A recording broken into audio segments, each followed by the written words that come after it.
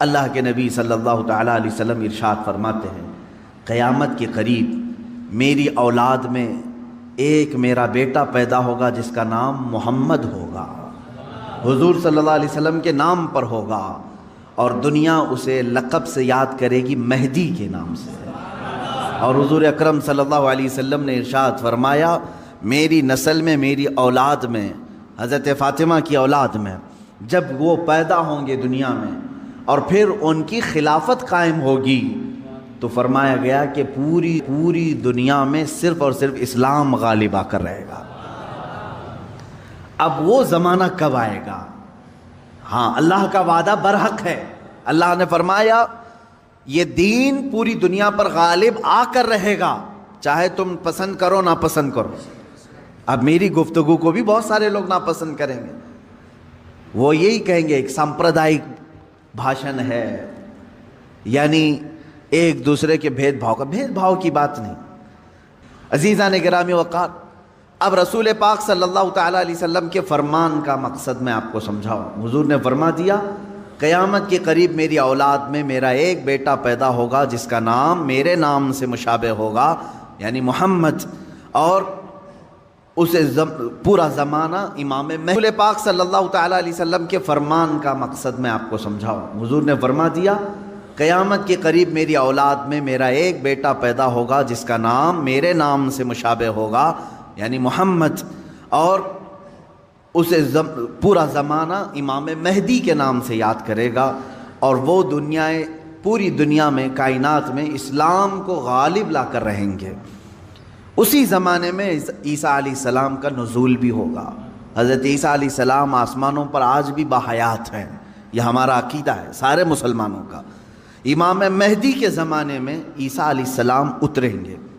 یہ کون سا علاقہ ہوگا، اس کے متعلق حدیثیں ہیں۔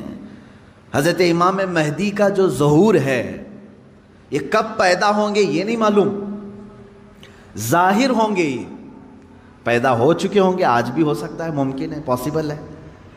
جب ان کی عمر پاک 30-40 سال کے آس پاس ہوگی اور یہ مکہ مکرمہ میں خانہ کعبہ کے طواف کے دوران ایک لشکر آئے گا جو خانہ کعبہ کو ڈھانے کی کوشش کرے گا، حملہ کرے گا، اور حضرت امام مہدی دعا کریں گے۔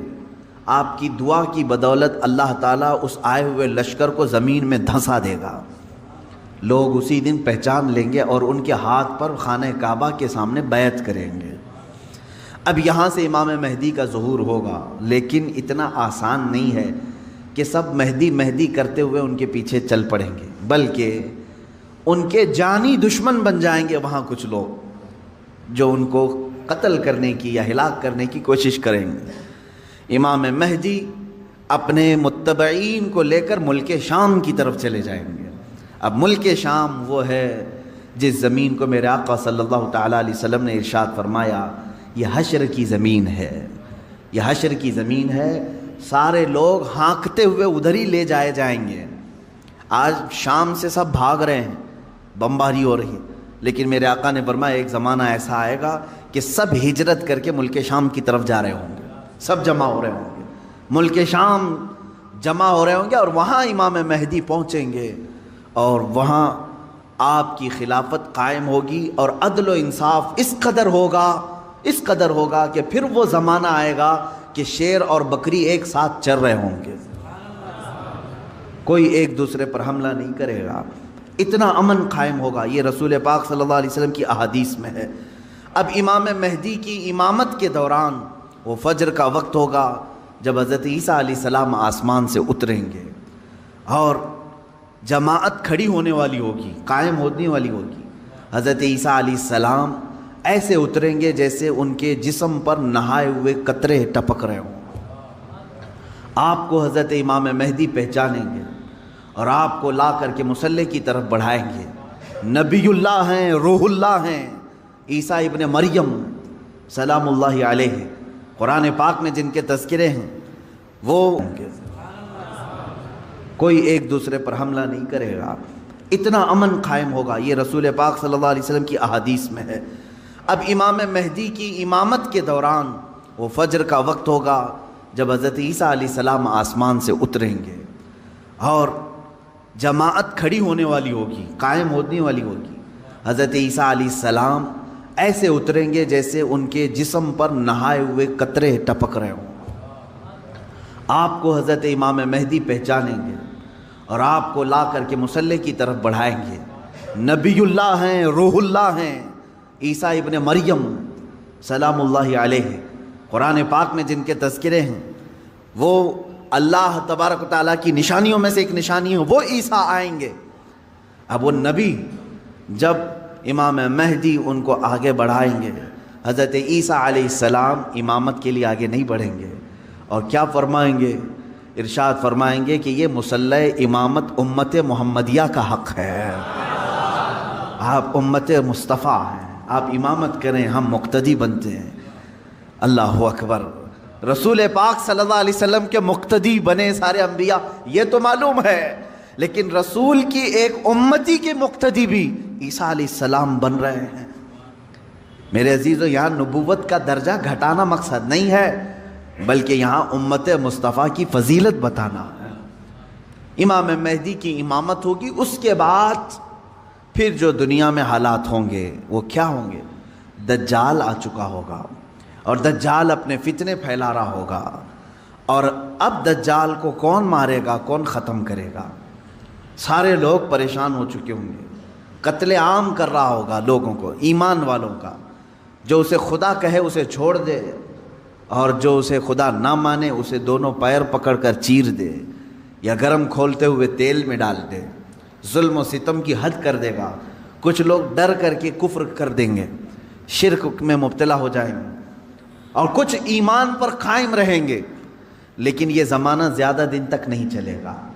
حضرت عیسیٰ علیہ الصلاۃ والتسلیم کے نزول کے بعد عیسیٰ علیہ السلام کی جہاں تک خوشبو جائے گی یا ہوا انہیں مس کر کے نکل رہی ہوگی، تو وہ ہوا دجال کو جیسے لگے گی وہ پگھلتا جائے گا، جیسے موم آگ کی گرمی سے پگھلتا ہے، دجال عیسیٰ علیہ الصلاۃ والتسلیم کی دوری کی ہوا سے ہی پگھل رہا ہوگا۔ یہاں تک کہ مقام لد ایک جگہ ہے، اسرائیل میں ہے وہ آج، اور دنیا کا بڑا ایئرپورٹ انہوں نے وہاں پر بنایا ہے، مقام لد، لد کا ایئرپورٹ بھی بنا ہوا ہے، اور حدیث پاک میں ہے عیسیٰ علیہ السلام مقام لد پہ اس کو اپنے تیر سے نشانہ بنائیں گے اور قتل کر دیں گے، اور امت مصطفیٰ کا یہ آخری فتنہ بھی ختم ہو جائے گا۔ اب اس کے بعد کیا ہوگا؟ وہی آیت جو میں نے تلاوت کیا، اللہ نے فرمایا هو الذی ارسل رسولہ بالہدی ودین الحق لیظہرہ علی الدین کلہ، وہ اللہ ہے جس نے اپنے رسول کو دنیا میں بھیجا ہے ہدایت کے ساتھ اور دین حق کے ساتھ، اس لیے کہ اس رسول کا دین پوری دنیا پر غالب آ کر رہے۔ اب یہ دین غالب آئے گا دجال کے خاتمے کے بعد امام مہدی کے ہاتھوں سے۔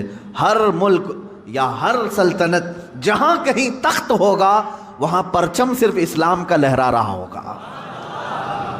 وہ زمانہ آئے گا، وہ غالب ہو کر رہے گا دین، اور اللہ رب العزت نے یہ ارشاد فرمایا ہے کہ تم پر کسی اور کو پھر اللہ غلبہ نہیں دے گا۔ یہ زمانہ بھی کافی سال تک چلے گا، لیکن اس غلبہ اسلام سے پہلے کیا کیا ہونا ہے وہ بھی تو ہمیں جاننا ضروری ہے۔ آج کے وہی حالات ہیں جو مجھے اس گفتگو پر آمادہ کر رہے ہیں۔ میں نے بات تو کہہ دی، آپ کو حدیث کی روشنی میں بتا دیا کہ اسلام غالب آئے گا پوری کائنات پر دجال کے خاتمے کے بعد اور امام مہدی کے ہاتھوں سے۔ اب یہ دو بڑی نشانیاں حضور نے فرمائی، ایک تو حضور کی آل میں سادات میں امام مہدی پیدا ہوں گے، دوسرے کہ دجال آئے گا۔ یہ دونوں کا زمانہ ایک ہے۔ یہ کب ہوگا؟ کیا اس سے پہلے کچھ نشانیاں ہیں کہ دجال آنے والا ہے؟ میرے عزیزو، ہم سے زیادہ نشانیاں یہودی پڑھ کر کے انتظار میں ہیں، عیسائی پڑھ رہے ہیں۔ ایک بات یاد رکھیں، دجال کے دشمنوں میں ہم ہیں اور عیسائی ہیں۔ وہ دجال کو اپنا دشمن سمجھتے ہیں عیسائی، وہ اینٹی کرسٹ ہے، عیسائیوں کا بھی وہ دشمن ہے، لیکن یہودی اس کو اپنا مسیحا سمجھتے ہیں۔ وہ کہتے ہیں ہمیں نجات دلانے والا، ہمیں پوری دنیا میں غالب کرنے والا، جیسے آج ہم حدیث پاک پڑھ کر کے کہہ رہے امام مہدی آئیں گے اور پوری دنیا میں اسلام غالب ہوگا. یہودی یہ کہتے ہیں لوسیفر آئے گا یا دجال آئے گا جس کو وہ مسیحا کہہ رہے ہیں, اور وہ ان کو نجات دلائے گا سارے ظلموں سے اور پوری دنیا میں ان کی حکومت قائم کرنے میں ان کی مدد کرے گا. اور اس لیے دجال کے آنے سے پہلے جو جو نشانیاں ہونی ہیں یہ یہودی خود کر کے دکھا رہے ہیں. کیا ہے؟ بڑی مقدس کتابوں میں یہ باتیں لکھی گئی ہیں. دیکھنا دجال کے آنے سے پہلے دنیا میں ایک بڑی علامت یہ ظاہر ہوگی کہ دنیا حق کو باطل بنا کر پیش کرے گی اور باطل کو حق بنا کر پیش کرے گی. یہ ہے آج سچ کو جھوٹ میں تبدیل کر کے دکھا دیا جائے, شعبدہ بازی, اور اچھے خاصے لوگ بھی, پڑھے لکھے لوگ بھی اس کو جھوٹ سمجھنے لگ جائیں, یعنی سچ کو جھوٹ بنانا اور جھوٹ بات کو سچ سمجھانا. یہ اس کام میں اگر سب سے زیادہ مہارت کسی کو ہے تو یہ دجالی میڈیا کو ہے.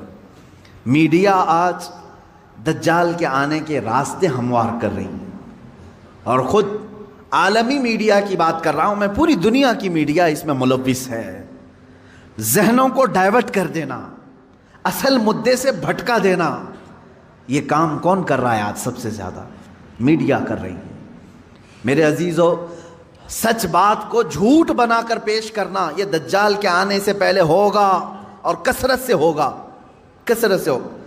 یوں سمجھ لیں ایک پرہیزگار متقی شخص کو لا کر کھڑا کر دیا جائے گا اور اسے 100 لوگ بولیں گے یہ چور ہے, چور ہے, چور ہے, اور دنیا سمجھنے لگے گی کہ ہاں شاید چور ہے. دنیا سمجھنے لگ جائے گی. یعنی تقریباً 90% لوگ ان کی باتوں پر یقین کرنے لگ جائیں گے کہ شاید یہ چور ہے, شاید یہ چور ہے. اور اسی طرح کسی ظالم منحوس چور کو لا کر کے وہ کھڑا کریں گے اور کہیں گے یہ پرہیزگار ہے, یہ پرہیزگار ہے, یہ پرہیزگار ہے, اور دنیا اس کو پرہیزگار سمجھنے لگ جائے گی. کیا یہ دونوں چیزیں آج کرنے کے لیے پوری social media, internet, news channel نہیں ملوث ہیں اس میں؟ چوروں کو حکومت پر بٹھا کر کے ان کی فضیلت بیان کرنا ہندوستان سے زیادہ ہمیں کہاں نظر آئے گا؟ سب سے زیادہ ہمیں یہاں نظر آتا ہے. جو پورے کے پورے ملک کو گبن کر کے بیٹھے, اسے مسیحات اور اسے لوگوں کا ایسا بے کسوں کا کس جس کو کہا جائے ایسا بنا کر پیش کرنا, یہ میڈیا کا رول ہے. عزیزان گرامی وقار, پورے ذہنوں کو ڈائیورٹ کیا جائے گا اور تقریباً یہ جادو کی طرح اثر کر جائے گا لوگوں پر. مثال کے طور پر ایک جادوگر کسی محلے میں آتا ہے, شعبدہ بازی دکھاتا ہے. پہلے تو ہوتا تھا سڑکوں پر ہی کھڑے ہو جاتے تھے, سانپ کا کھیل دکھانے والے, یا کسی بچے کو لیٹا کر چادر اوڑھا کر اس کی گردن الگ کر کے دکھانے والے, یہ شعبدہ بازی ہوتی تھی. لیکن ایک بات یاد رکھیں, لوگ گھیرا ڈال کر دیکھتے تو ہیں, اس میں 90% لوگ صحیح سمجھ لیتے تھے, جبکہ وہ آنکھوں کا دھوکہ ہے. بہت ساری چیزیں اتنے شارپ طریقے سے وہ جادوگر کر کے دکھاتا ہے کہ تمہاری آنکھوں کو دھوکہ ہوتا ہے. لیکن میرے عزیزو, اسی مجمع میں 5 یا 10% ایسے لوگ بھی ہوتے ہیں جو اس کے ان کاموں پر یقین نہیں کرتے. ہے ہر زمانے میں جہاں پر بھی جو جادو دکھا رہا ہے اس کے مجمع میں پورے 100% لوگ یقین کرنے والے نہیں ہوتے. چند لوگوں کے دلوں میں شک ہوتا ہے کچھ تو اس نے گڑبڑ کیا ہے. اب یہ وہ لوگ ہوتے ہیں جن کی عقل سلیم ہوتی ہے اور دل پاک ہوتا ہے, ان کے اوپر جلدی جادو اثر نہیں کرتا. اسی طرح میرے عزیزو, آج کے زمانے میں یہ جو دجالی نظام قائم ہے اس کا اثر بھی بھولے بھالے لوگوں میں تقریباً ہو جاتا ہے, لیکن سلیم فطرت والے جو عقل سلیم رکھتے ہیں ان پر ان کا جادو اثر نہیں کرے گا. اب آپ سب کو میں پہلے سے آگاہ کر رہا ہوں, اپنے ذہن کو, اپنے عقل کو سلیم بنا کر کے رکھو. یہ کیسے رہے گا؟ اللہ کی باتوں پر یقین رکھو, اور اس کے علاوہ جو بھی کہے گا, اللہ اس کے رسول کے علاوہ جو بھی کہے گا وہ سچ بھی ہو سکتا ہے, جھوٹ بھی ہو سکتا ہے, مگر میرے مولا کے قول میں جھوٹ کی طرف شائبہ بھی نہیں, سچ ہی ہوگا. جب تمہارے ذہنوں میں یہ بات آئے گی تو پھر تم دنیا کو 100% ایمان لانے والے، یقین کرنے والے نہیں رہیں گے۔ آج دیکھ رہے ہیں آپ، میں مسلسل پچھلے ایک ہفتے سے دیکھ رہا ہوں، فرانس میں جو گستاخی ہوئی اور اس کے پاداش میں جو کچھ بھی حالات ہوئے سب کو معلوم ہے۔ فرانس میں جو کچھ ہوا اس پر ڈیبیٹ انڈیا میں بھی چل رہا ہے۔ ہندوستان کے ہر نیوز اینکر اس کو لے کر کے گرما گرم بحث کر رہے ہیں، اور کچھ ایسے لوگوں کو لا کر بٹھایا جاتا ہے، مجھے ان کے بارے میں معلوم نہیں، وہ پیڈ ہوتے ہیں یا بکے ہوئے ہوتے ہیں یا ان کو اسکرپٹ یعنی سکھائی جاتی ہیں، لکھ کر کے دیے جاتے، پتہ نہیں کون لوگ بیٹھتے ہیں۔ آپ کو عام لوگ ہیں آپ، مجھے معلوم ہے، لیکن میں آپ کے سامنے گفتگو کر رہا ہوں، سنیے۔ ایک اسکول کا ٹیچر بلیک بورڈ پر کارٹون بناتا ہے رسول پاک صلی اللہ علیہ وسلم کا، اس کی شکایت بھی ہوتی رہی لیکن وہ باز نہیں آیا، اور اسی علاقے کا کوئی ایک نوجوان اس سے برداشت نہیں ہوا، اس نے جا کر کے اس کا سر قلم کر دیا۔ یہ ہے، معلوم ہے آپ کو، یہ رپورٹ ہے، آپ کو معلوم ہے۔ اس نے سر قلم کر دیا، وہ اس کا اپنا پرسنلی معاملہ تھا، عبداللہ شیشانی جو بھی ہے۔ اب اس کو کیا چھوڑ دیا؟ لوگوں نے چھوڑ دیا عبداللہ کو، بلکہ اسی وقت گولیوں سے بھون دیا فرانس کی پولیس نے، ختم کر دیا۔ دونوں ختم ہو گئے، جن کے دونوں کے معاملات تھے وہ چلے گئے۔ اب میں ایک جملہ کہتا ہوں، تمہارے نزدیک عبداللہ شیشانی ٹیررسٹ ہے، یعنی اس نے سر قلم کیا اس لیے یہ ٹیررسٹ ہے۔ ہمارے نزدیک رسول کا خاکہ بنانے والا سب سے بڑا ٹیررسٹ، ظاہر سی بات ہے۔ اب فیصلہ یہی ہوگا، تمہارے نظر میں جو ٹیررسٹ تھا اس نے اس کو قتل کیا جو ہمارے نظر میں ٹیررسٹ تھا۔ بہرحال یہ معاملہ ہو گیا یا ختم ہو گئی بات۔ لیکن میرے عزیزو، اس واقعے کے بعد فرانس کی حکومت کو کسی ایک کی طرفداری کر کے گورنمنٹ بلڈنگوں پر حضور پاک صلی اللہ علیہ وسلم کے خاکے لگانے کا کیا مقصد تھا؟ حکومت کسی ایک ویکتی کے، ایک پرسنل شخص کی حمایت کرتے ہوئے اور گورنمنٹ کی بلڈنگ پر بڑی سائز میں حضور پاک صلی اللہ علیہ وسلم کی تصویر لگا رہی، یعنی کارٹون بنا کر کے۔ کارٹون در حقیقت یہ گالی کی صورت ہے، آدمی صاف گالی نہیں دے سکتا تو اس کی صورت بگاڑ کر کے کہیں لکھ دے، حضور پاک صلی اللہ علیہ وسلم کو انہوں نے کیا۔ اب پوری دنیا بھر کے مسلمانوں میں جو غصہ ہے میرے عزیزو، یہ قتل جو ہو چکا تھا وہ 8 دن پہلے ہو گیا، 10 دن پہلے ہو گیا، معاملہ ختم ہو گیا۔ اس قتل پر کسی نے احتجاج نہیں کیا، کہیں ہے کسی پروٹیسٹ نہیں ہوا۔ پوری دنیا بھر کے مسلمان جو راستوں پر آئے یا پروٹیسٹ کیے، کس کے متعلق؟